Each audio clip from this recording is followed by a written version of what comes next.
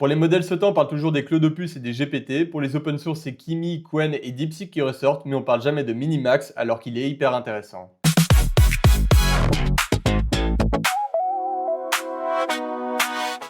On va d'abord aller sur Artificial Analysis pour voir comment le modèle performe face aux différents benchmarks et comment il se situe par rapport aux autres modèles concurrents.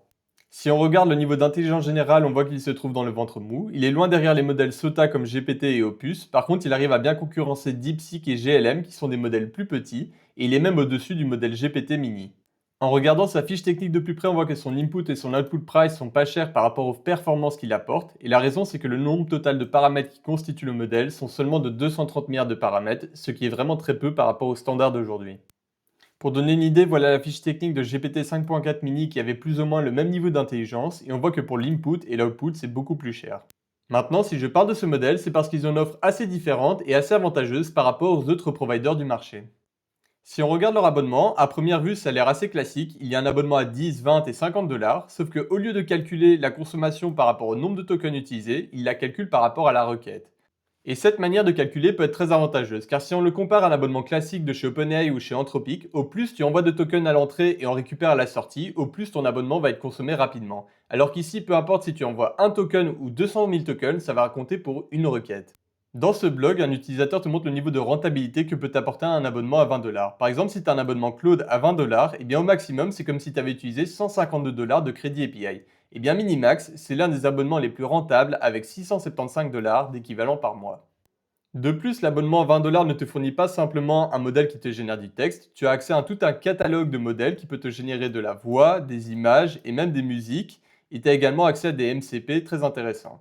Il y a deux façons d'utiliser le Coding Agent. La première, c'est en téléchargeant leur application desktop. Donc pour ça, tu vas sur cette URL et tu cliques télécharger. L'application est assez classique mais efficace. Tu peux choisir entre un et plusieurs agents, lui donner le niveau d'autorisation. Il y a un marketplace avec plusieurs skills. Tu peux également programmer des tasks et tu peux le connecter à Telegram. Mais comme tu as pu voir par rapport au benchmark, Minimax est un très bon modèle par rapport à sa taille, mais il ne fait pas partie des meilleurs. Et donc l'idée, c'est d'utiliser le CLI pour qu'un modèle plus intelligent lui donne des tâches à réaliser. Donc pour installer le CLI, il faut aller à cette URL, je le mettrai en commentaire et suivre les instructions. Donc soit on demande à un coding agent de le faire pour nous, donc on peut demander à Codex ou Cloud Code, soit on peut le faire manuellement en cliquant là. Maintenant que j'ai installé le CLI, je vais interagir avec, donc je vais le lancer et démarrer la conversation, donc je vais lui dire bonjour. Et on voit qu'il fonctionne bien différemment des autres parce qu'une fois qu'il a répondu à mon message, je dois réinteragir avec le CLI de nouveau. C'est bien différent des autres CLI comme Claude où je dois lancer une seule fois la commande, puis je peux interagir avec et j'ai encore l'historique de la conversation et je peux continuer à lui parler. Donc ce que nous on voudrait, c'est que Claude utilise directement le CLI de Minimax. Et donc pour ça, il suffit d'installer le skill suivant. Maintenant que le skill a été installé, on va utiliser un de leurs exemples pour voir s'il a bien marché. Donc là, je vais lui demander de créer un poème. On voit qu'il utilise le skill Minimax CLI. Là, il fait la query, write a poem about AI. Et on aura la réponse, et il aura utilisé Minimax pour faire cette tâche. On peut aller plus loin en demandant d'utiliser Minimax pour générer une musique de ce poème, car c'est inclus dans l'abonnement. On va maintenant écouter ce poème.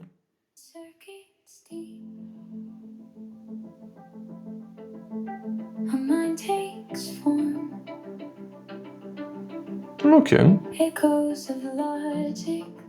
C'est très chill, hein.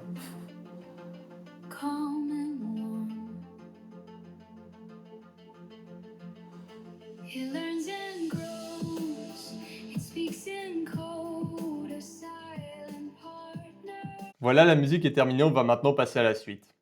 Dans la documentation, il t'explique également comment tu peux intégrer le modèle directement dans Claude Code. Et donc là, c'est pas en passant par un modèle Opus et puis interagir avec le CLI. Non, là, c'est directement, tu remplaces les modèles de Claude et tu mets Minimax à la place. Alors ça, c'est une alternative que je ne trouve qui est pas vraiment intéressante, car vaut mieux prendre un abonnement à 20 dollars chez Claude et un abonnement à 10 dollars chez Minimax pour 30 dollars. Comme ça, tu as un modèle très efficace qui va orchestrer les petits modèles au lieu de prendre un abonnement à 20 dollars chez Minimax et avoir de moins bonnes performances. Une dernière chose que je trouve importante de mentionner, c'est qu'avec cet abonnement, tu as accès à une API Key, c'est-à-dire que tu peux l'intégrer dans des services tiers ou directement faire des calls API gratuitement. Finalement, à quel type de personne s'adresse cet abonnement Minimax? C'est un abonnement qui est extrêmement rentable s'il est bien utilisé. En plus de pouvoir générer du texte, tu peux générer de l'audio, des musiques et même des images. Comme son nom l'indique, il cherche à avoir un modèle d'une taille minimale et offrir un maximum de performance, donc il est vraiment très bon dans ce domaine-là. Si tu es quelqu'un qui fait beaucoup de call API pour automatiser des tâches pas trop complexes mais qui ont quand même besoin de l'intelligence d'un LLM, ou alors que tu voudrais que ton Claude et Codex délèguent des tâches à Minimax pour alléger leur charge de travail, ce modèle pourrait être une bonne solution pour tout ça. Ou alors un autre cas d'usage serait de faire une intégration avec un Hermes Agent ou un OpenClaw, et comme il a énormément de capacités multimodales entre la génération de texte, d'images et d'audio, tu peux quasiment tout faire avec.